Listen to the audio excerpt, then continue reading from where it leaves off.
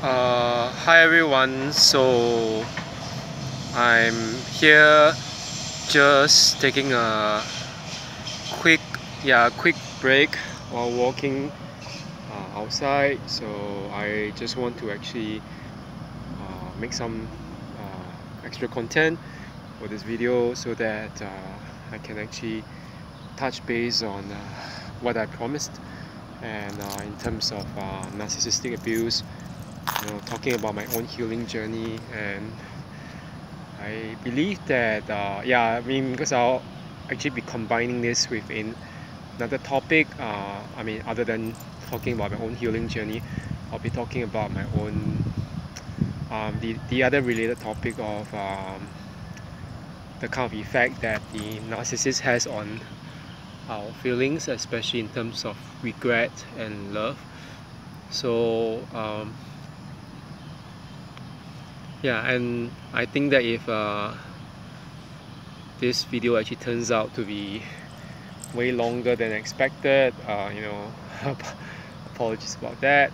And I hope that this will somehow give some people perspective on the very healing journey itself. So I believe that for those who have actually been following me, this particular YouTube channel that I had was started quite a long time ago. Actually, it was started like years and years ago, even before I actually experienced narcissistic abuse. Yes, and it wasn't active, not so much as a real way for me to share about my experience.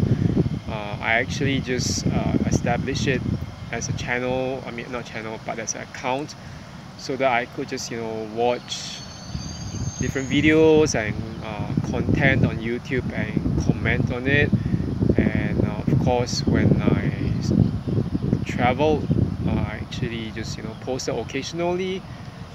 But during the time of the pandemic, during 2020, there was the point when I decided that I needed to get the message out there about narcissistic abuse, narcissism, and all the other problems and all the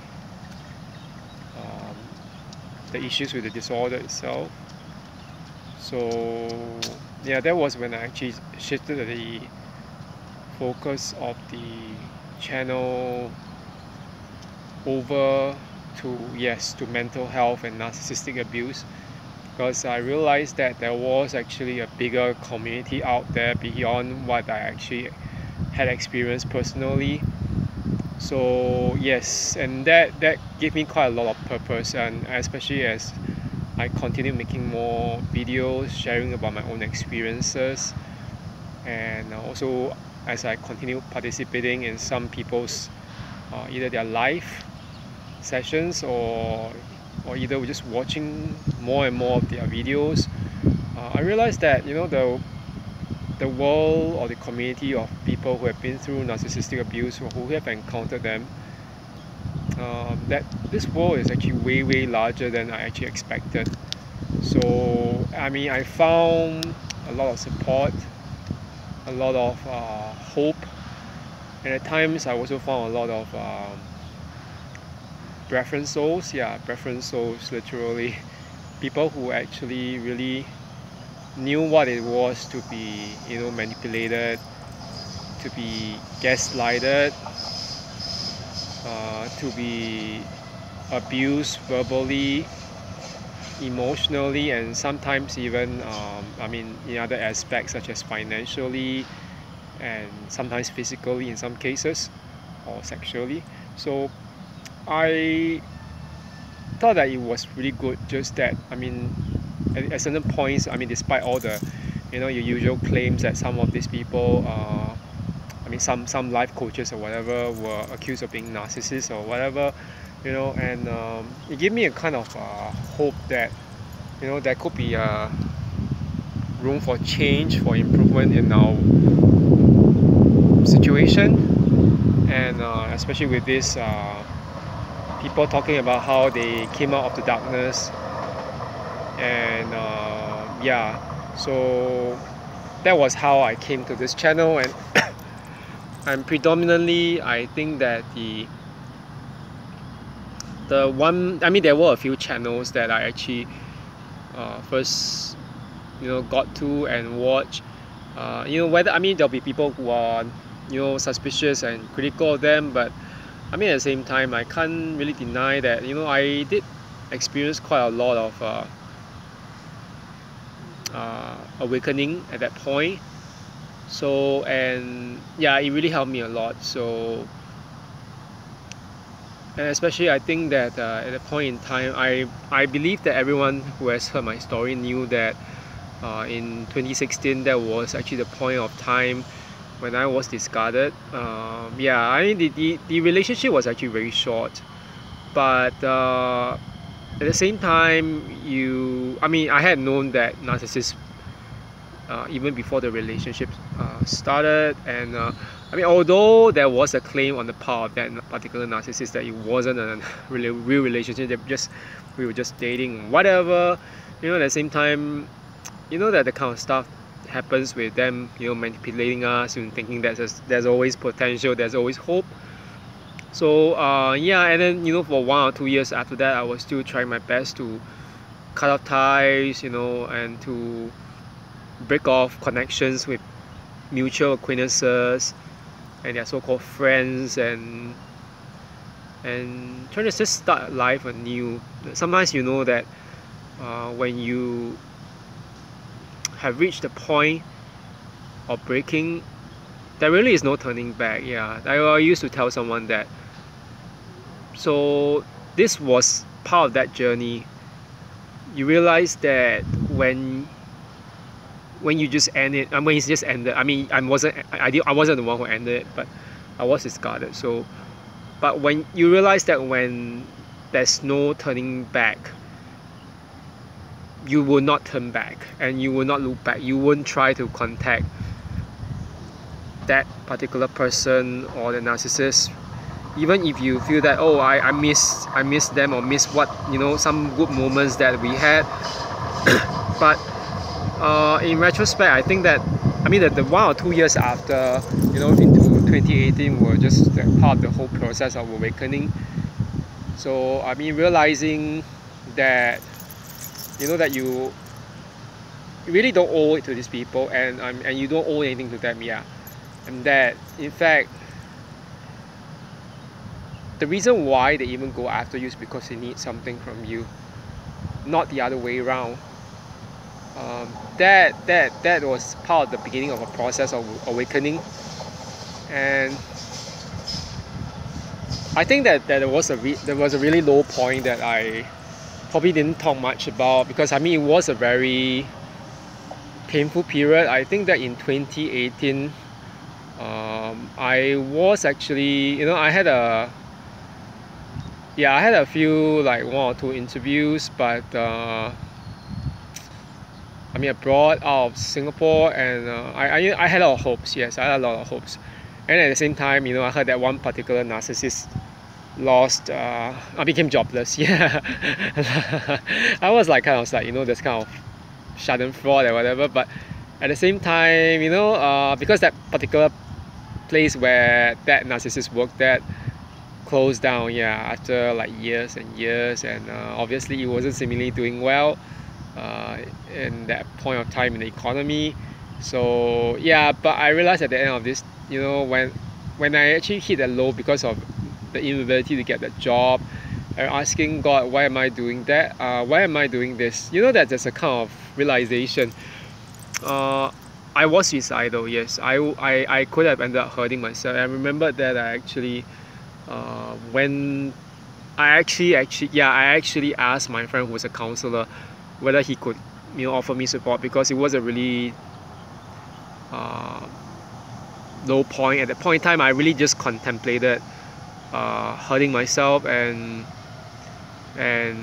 yeah, even putting an end to everything. So I mean, at that point in time, yeah, they had to actually get one friend to call in on me just to make sure that I didn't do anything stupid or anything foolish. So yeah, but there was something that I think happened in the midst of all this. There's always something that you realize that when you are pushed to that point, when you know, there's only that point, that one point to which, you know, people who are empathetic, who are empathic can be pushed to, and once that they reach that tipping point, there's really no turning back. You know that there's like almost a point when you're almost like you're literally almost like dying out like a supernova.